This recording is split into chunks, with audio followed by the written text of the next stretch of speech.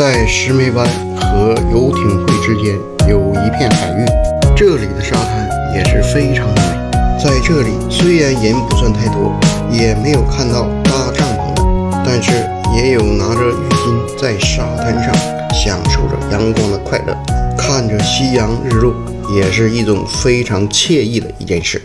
这边是石梅湾，这边是游艇会，它这个中间有个小道，哎，从这儿往里一进，有一片沙滩呐，非常的漂亮。看，哇塞，一片洞天呐，多漂亮！那边就是石梅湾，看看这边，再往那边就是那个游艇会，看看俩人带着冲浪板下去冲浪去了。看看这俩人，哎，多悠闲自在。下回咱带一个，在那个湖地下那叫啊，咱帐篷没拿来呀，帐篷要拿来就好了。帐篷没拿来呀，还有那个咱户外那个椅子也都可以。嗯，这块多好看。这晚上在这块搭个帐篷，一待，太好了这块。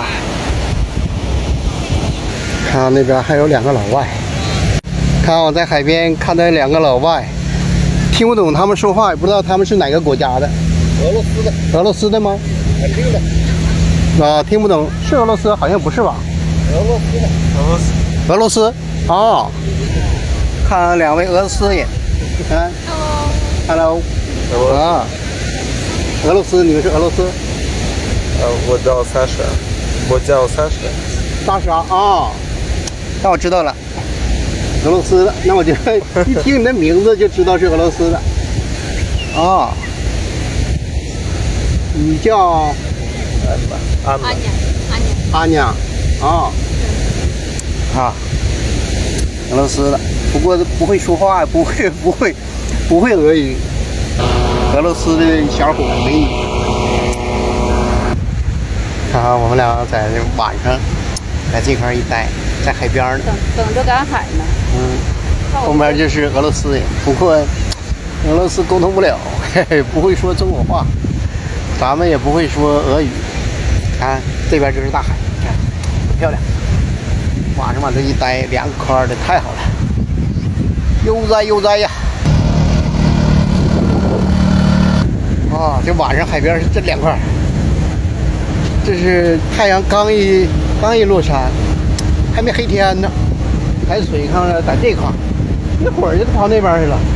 我去，这边退潮退这么快，这一会儿就到那边了，啊，那边都露出那个礁石来了。上那边再看看，看看礁石这边，看，完全露出来了。看看这一堆大石头，也没啥，看不着啥呀。走，带你去看沿途的风景。